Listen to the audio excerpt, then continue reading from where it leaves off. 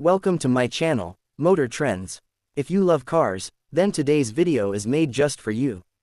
Before we begin, make sure to like, share, and subscribe to the channel for more amazing automotive content. Alright, let's get started.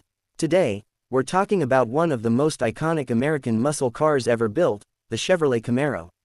In the United States, the Camaro has become a symbol of power, performance, and pure driving excitement. First introduced in 1966, this car has a long and legendary history, winning the hearts of muscle car fans for decades. The Camaro is known for its bold and aggressive design.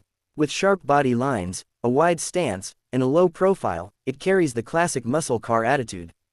Under the hood, the Camaro offers several powerful engine options, from a sporty V6 to high-performance V8 models.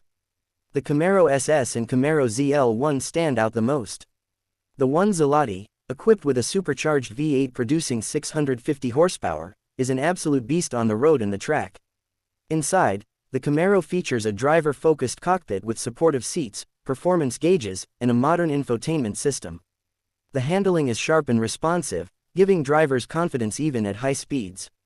Whether you're cruising on highways or pushing limits on a racetrack, the Camaro delivers a thrilling experience.